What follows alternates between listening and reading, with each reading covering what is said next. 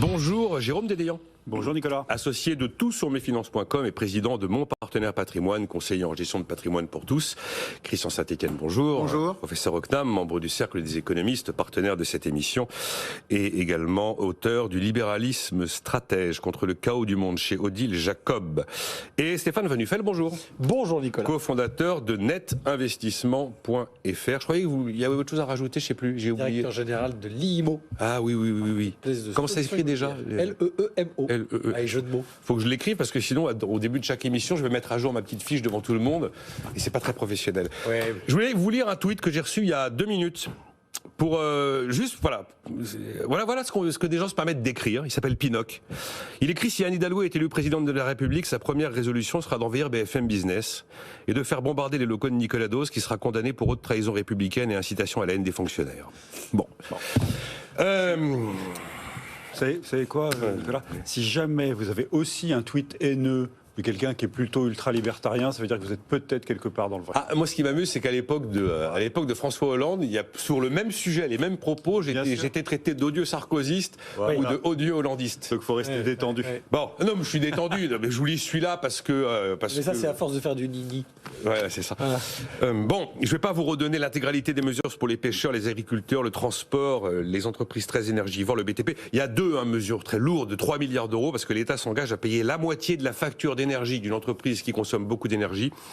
Si cette facture atteint au moins 3% de son chiffre d'affaires, si elle a augmenté de 40% depuis l'invasion en Ukraine, et si à l'évidence elle va conduire l'entreprise dans le rouge en 2022. Et cette aide est plafonnée à 25 millions d'euros par entreprise, mais sur les 7 milliards, il y en a 3 milliards qui sont là. Et donc presque 3 milliards pour les 15 centimes de remise sur chaque litre de carburant vendu entre le 1er avril et le 31 juillet pour l'ensemble des Français. Hier, le gouvernement a ajouté le gaz naturel véhicule et le gaz de pétrole liquéfié. Vous appelez ça comment, Christian Saint-Etienne ? Parce que j'ai regardé Allemagne, Italie, Espagne, Suède, Belgique, tous les pays baissent la TVA, font des chèques, font des remises au litre de carburant. Donc on va dire que la France se distingue, mais mine de rien, c'est quand même un mouvement européen. Enfin, on se distingue malgré Mettez tout plus près le micro. en faisant un peu plus qu'ailleurs. Ce qui explique que nous ayons un déficit public qui ne se réduit pas et qui va même, par rapport à ce qui était anticipé pour 2022, réaugmenter. Alors la question, c'est effectivement quel est le lien avec la présidentielle, puisque on a quitté le quoi qu'il en coûte pour entrer dans le quoi qu'il faut pour être élu. Donc, si on prend les mesures notamment qui ont été prises concernant EDF, qui ont fait porter une partie de plafonnement des prix de l'électricité. De l'ordre de 10 milliards à la... Un peu moins, mais oui, c'est lourd, c'est très lourd. À 10 à EDF, ce qui va contribuer avec la faiblesse de la disponibilité des centrales nucléaires à un déficit historique, enfin, à une baisse historique de l'excédent brut d'exploitation, donc du cash flow de l'entreprise, quasiment, qui va tomber, qui va passer de 20 milliards à 0, pour faire simple. Donc, on voit que le gouvernement utilise tous les moyens pour jouer ce rôle d'édredon. Or, c'est contradictoire avec les grandes proclamations sur la nécessité d'accélérer la transition énergétique. Totalement. Puisque la transition énergétique, de manière programmée et régulière, va conduire à une hausse des prix relatifs de l'énergie. Donc là, par exemple, et je termine par là, on a décidé de limiter la hausse des prix de l'énergie autour de 4-5%, notamment pour l'électricité. Si ça n'avait pas été une campagne électorale, vraisemblablement, on aurait pu dire, écoutez, il y a un choc, on va limiter à 20%, mais on est obligé de transférer une partie du choc pour que les gens commencent réellement à changer leur comportement, à isoler leurs appartements, quitte à, parce qu'on les connaît, il y a 2 millions de ménages qui sont en difficulté. Alors, depuis 3 ans qu'on fait des chèques, j'ai toujours dit, je ne suis pas contre le fait de faire des chèques ciblés et temporaires. Ce qui me gêne, c'est les politiques générales visant à faire les dronons. Alors c'est là où on pourra considérer que c'est ciblé sur les professions que j'ai citées, temporaire, parce que, comme le disait Jean-Marc Daniel, ça court jusqu'à après les législatives. Ah oui, mais pour le prix du gaz et de l'électricité, c'est général. Ah, c'est général, et c'est l'ensemble de 2022 pour le gaz et l'électricité, c'est au moins la hausse de février.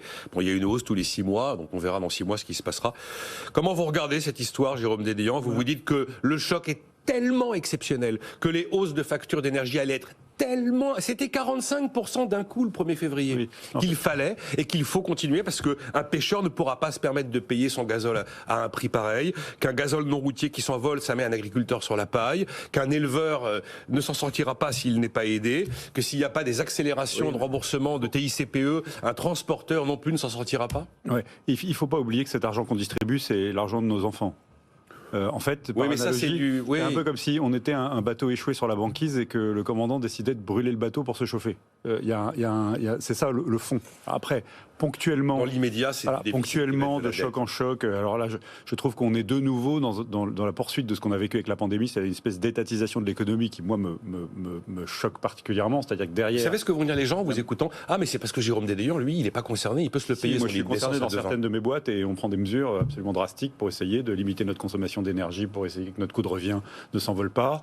On répercute évidemment sur nos consommateurs une partie de nos surcoûts de production pour essayer de maintenir nos marges tant bien que mal, mais on en prend quand même un bout pour nous.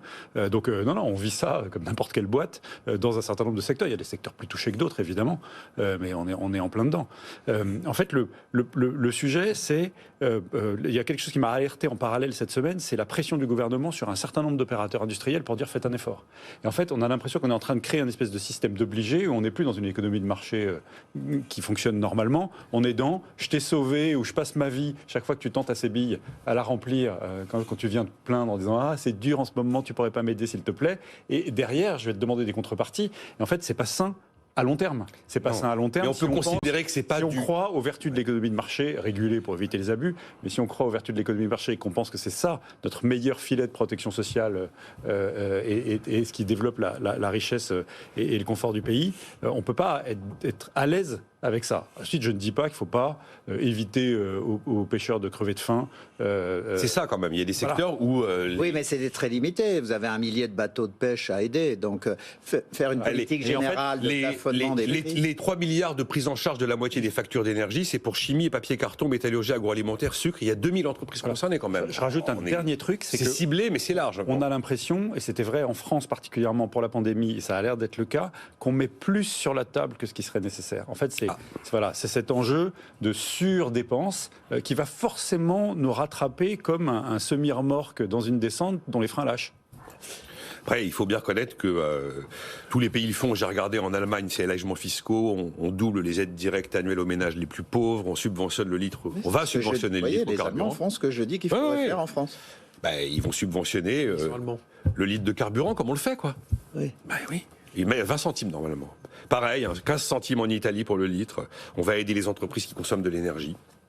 On va donner des délais pour payer les factures. Il faut que les mesures soient conçues pour être temporaires. C'est ça le point. Oui, c'est ça. Et il faut surtout on les annule quand le prix de l'énergie rebaisse. La Belgique a dit qu'il donnait 17 centimes 50 par litre de carburant, mais que dès l'instant où le prix au litre passait sous 1,70 €, voilà. Fini. C'est pas de mal à veille, le 1,70. C'est pas simple. Bon, vous passez en troisième en plus, Stéphane. Oui, mais c'est pas grave. J'ai pas envie qu'on fasse toute l'émission dessus, on en a parlé. Alors ça va être à la fois rapide et surprenant parce que je partage pas. Ah bon. C'est très étonnant. Non, c'est pas que je partage pas, attention, on va être d'accord sur le fond, mais le quoi qu'il en coûte ou des périodes comme ça, c'est Christian qui vient de dire juste ce qui était important. Là, pour le coup, l'État doit intervenir. C'est un choc. À cause de la violence du choc. Que ce soit un choc sanitaire, comme il y a 2 ans, que ce soit un choc, là, aujourd'hui, qui est à la base humain, qui ensuite découle sur des conséquences, et que ça remette en question, et que ça nous impose derrière, à remettre en question tout notre système d'approvisionnement, parce que le vrai sujet, c'est notre système d'approvisionnement, et parce qu'on est dépendant, on subit de différents chocs, les médicaments, les masques pendant le Covid, là, les matières premières transformées, pétrole et gaz, c'est ça qui est le vrai sujet que nos auditeurs doivent comprendre. Sauver des pêcheurs, évidemment, la question c'est qu'on se poserait pas forcément cette question-là si on avait moins de dépendance de certains pays qui, lorsqu'il se passe quelque chose, soit ils décident volontairement, eux, d'augmenter leur prix, comme ça a été le cas dans les années 70, ou là, il y a une guerre qui fait que la demande restant ce qu'elle est, la rareté de l'offre fait monter des prix, on se retrouve dans des situations comme ça. Donc je dis juste que l'État, et c'est le libéral qui dit ça, Nicolas, je le dis régulièrement de temps en temps, il doit intervenir, pour moi, dans un monde de marché ouvert et dans un marché qu'on doit laisser le plus libre, c'est dans des moments-là que justement l'État doit intervenir. Est-ce qu'il intervient trop ? peut-être. C'est Trop vite. une logique keynésienne, ce que vous française. décrivez en quelque Oui, sorte. Mais surtout, il doit Contracyclique, il faut agir de manière Nicolas, je suis pas contracyclique. d'accord, c'est Il pas doit une logique replier la keynésienne. toile. C'est une réaction contracyclique. C'est une logique américaine. Les gouvernements américains, quels qu'ils soient, démocrates, républicains, c'est pas les plus keynésiens de la planète. Les Américains réagissent systématiquement comme ça quand l'un de leurs pans d'économie est mis en danger, l'aéronautique au début des années 2000, après le 11 septembre, à nouveau les banques et l'aéronautique en 2008-2009. Ils ont cette réaction-là. Ce qu'a dit Christian est très important. Nous, on a une spécialité, c'est que le temporaire est éternel en France. Voilà. C'est ça le problème. Et on donne des habitudes. Et je vais on au bout de mon rajoute des propos. couches sans arrêt. Ouais, et je rajoute mon propos. Est-ce que je l'ai expliqué à des clients, il y a des collaborateurs à moi. En plus, les gens ne comprennent pas, il faut faire de la pédagogie. Et je donne un exemple pour les gens qui nous Je peux écoutent. plus l'entendre cette phrase. Non mais, oui, mais Nicolas, revenons sur la pompe. La pompe, pas l'industriel. Parce que l'industriel, là, c'est un peu plus complexe. Il faut comprendre que c'est vrai qu'on ne peut pas dire à un pêcheur, il faut que tu absorbes le choc. Déjà que je ne pense pas que ce soit des boîtes qui fassent des marges de dingue. Mais prenons monsieur, madame, tout le monde, on les voit sur tous les médias. Bon. Et les gens sont là, ouais, le prix de l'essence est trop cher, ça a dépassé 2 euros. Vous vous rendez compte, même à l'époque, quand le baril était plus cher, c'était pas. Comment ça se fait? C'est l'État, c'est les taxes. Eh bien, j'ai expliqué bêtement un truc que les médias n'expliquent pas. Le niveau de l'euro? Le niveau de l'euro. Oui, Mais donc, c'est hyper important que Oui, les gens c'est hyper comprennent important. les tenants, les aboutissants. Et on ne peut pas lâcher comme ça des informations. Vous ne comprenez pas pourquoi à 148 le baril, le litre était moins cher à la pompe qu'aujourd'hui. Et mon On cher était à voisin a 1 raison.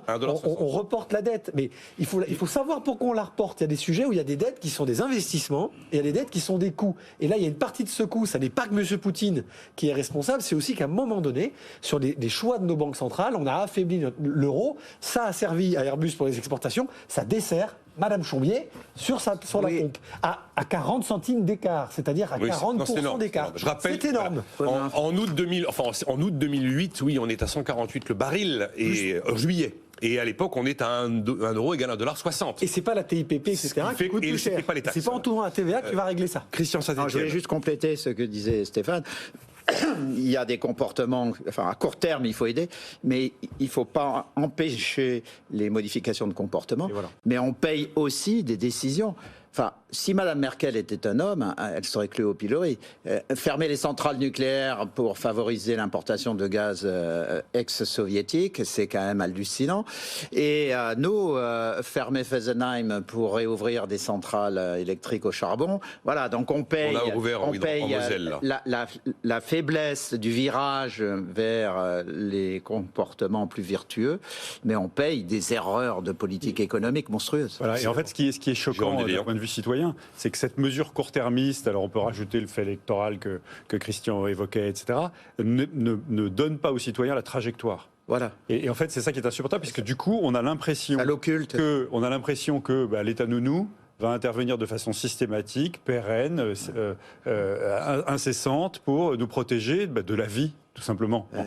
Et ça, c'est ce que j'appelle l'assureur en dernier c'est ressort. profondément choquant, parce que évidemment, ce qu'on demande au pouvoir public, c'est probablement de faire ces interventions ponctuelles, mais c'est aussi de donner une trajectoire, d'expliquer cette trajectoire, et notamment évidemment sur la dépendance énergétique et l'autonomie énergétique. C'est particulièrement vrai dans les produits alimentaires, et ça va le devenir de plus en plus. Enfin, on a plein de secteurs d'activité dans lesquels on se retrouve en situation de dépendance, et en fait, la souveraineté, c'est aussi la liberté.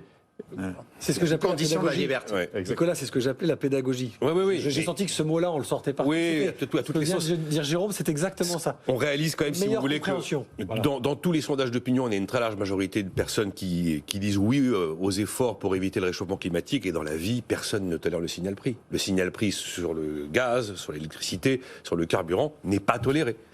On voit ce que ça a produit en 2018, le signal prix. Alors là, évidemment, il y avait un phénomène de taxe, puis un phénomène d'accumulation de mesures un peu en tout genre qui commençait à peser lourd. De maladresse. Légère maladresse.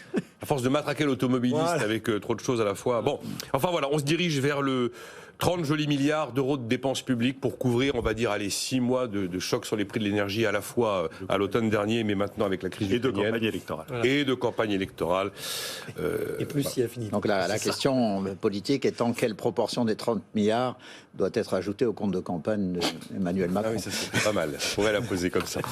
L'inflation est bel et bien là. Alors je vous donne le chiffre de l'INSEE. 3,6 d'inflation, mais l'INSEE pense qu'au deuxième trimestre, on est à 4,5. On serait déjà à 5 s'il n'y avait pas toutes les mesures d'amortissement des coûts de l'énergie qui ont été mises en place à coût d'argent public. Et c'est ce qui fait dire à l'INSEE qu'on aurait une hausse de SMIC de 32 € brut par mois au deuxième trimestre, pour porter le SMIC à 1 635 € brut. Vous qui êtes des spécialistes des placements, messieurs Van Nuffel et Dédéian. Les épargnants veulent se protéger contre l'inflation. Qu'est-ce que vous leur dites ? Prendre l'or, prendre des SCPI, prendre l'IMO locatif, va vers les entreprises qui ont un super pricing power. Quels sont vos messages ? Alors, deux choses. Jérôme Dédéian. On n'est pas encore dans une situation à l'Argentine. Je passais la journée hier avec une amie argentine qui m'expliquait quand elle était jeune. Soit combien, le jour où la paye de papa arrivait, on fonçait au supermarché le plus vite possible dans la journée, parce que dans 8 jours, on essayait ça valait de prendre rien, les produits qui n'avaient pas encore été réétiquetés à la main, parce qu'à l'époque, il n'y avait pas les codes barres avec électronique et changement depuis le système central. Et on mangeait du frais pendant quelques jours, et puis ensuite, on finissait le mois avec des boîtes en attendant la paye suivante. Voilà. Donc on n'en est pas là, Dieu merci, mais l'inflation, au fond, l'hyperinflation, si la spirale prix-salaire prend, etc., on peut arriver à des situations de cette nature-là, au moins sur un certain nombre de catégories de produits. Alors en matière d'épargne, en fait, ça dépend un peu du scénario économique dans lequel on se place. Et je vais être très carré, si je savais aujourd'hui exactement quel est le scénario économique qui se profile, je ferais le trade du siècle, et il est probable que je m'occuperais de la Croix-Rouge ou de faire du ski nautique à plein temps, plutôt que d'essayer de faire tourner mes boîtes. Bon. Le sujet est le suivant. Soit on est dans la prolongation avec aggravation du scénario de reprise post-pandémique qu'on a vécu. Donc là, on est dans poussée temporaire d'inflation qui dure un peu, avec peut-être certains secteurs, c'est notre fameuse reprise en cas, et puis nos problèmes logistiques d'approvisionnement. Ça c'est à peu près sûr. Ce que vous alors non, mais ça c'est un scénario. Non, mais ça c'est la base, c'est-à-dire qu'on est de toute façon au moins dans ce scénario-là. Bon, dans ce cas-là, il est clair qu'il ne faut pas se désengager des actifs risqués. Il faut accepter une certaine volatilité, il faut l'assumer, il faut être capable de l'assumer psychologiquement, il faut être capable de l'assumer dans le temps, mais vous pouvez encore acheter des actions, évidemment. Là, on ne s'assied pas sur l'indice, on revient vraiment dans le règne de ce qu'on appelle la sélection de valeurs, le stock picking, parce qu'on va essayer de sélectionner des valeurs d'entreprises qui ont ce qu'on appelle un pouvoir de monter leur prix, c'est-à-dire qui ont une telle marque, exactement, qu'elles sont capables de vraiment imposer leurs conditions aux consommateurs qui vont continuer à acheter leurs produits parce qu'il y a un lien de dépendance avec la marque ou avec le produit. Genre Apple, par exemple. Voilà. Bon, par exemple. Bon. Ça c'est le premier point. C'est le scénario que je dirais, c'est le scénario le moins épouvantable qui peut nous arriver. Dans la configuration actuelle. Et donc là, il y a vraiment une question. Alors après, l'épargnant, il va se dire qu'est-ce que j'ai à court terme comme dépense, et il va essayer de mettre de côté en le sécurisant tant bien que mal, ou il va anticiper ses achats pour éviter que son cash soit érodé par l'inflation s'il avait des dépenses à faire à court terme. Voilà. Ça, c'est ce qu'il ne fait pas d'ailleurs. Ce qu'il ne fait pas, ou mal. Ouais. Deuxième scénario. 40 secondes avant de marquer une pause, on continuera après. Deuxième scénario, ça se gâte. On ne peut pas forcément dire les solutions tout de suite, mais deuxième scénario, ça se gâte, c'est-à-dire ça s'envenime le conflit, on a tout d'un coup la Chine qui envahit Taïwan, enfin on va jusqu'au bout, une reprise pandémique qui fait qu'on reconfine la moitié de la Chine, etc. Donc ça aggrave les problèmes logistiques d'approvisionnement, etc. Ça va créer une récession. Voilà, dans une récession, normalement, il faut se barrer des actifs risqués, se mettre à l'abri tant bien que mal, et puis donc ça veut dire désensibiliser ses allocations et absolument se mettre à l'abri. Alors se mettre à l'abri sur quoi ? On pourra en reparler après la pause. Il y a un vrai sujet. Troisième scénario, ce qu'on appelle la stagflation, c'est-à-dire le cumul un peu des deux, ce qui est le scénario du pire. Le mot commence à ressortir. Voilà, celui dans lequel on a un choc inflationniste qui dure, et puis un recul de la croissance. Et ça, c'est évidemment probablement la chose la plus difficile à négocier pour un épargnant. On peut en parler après la pause. Ouais. C'est aussi la chose la plus difficile à négocier en ce moment pour un banquier central. On marque une pause, à tout de suite.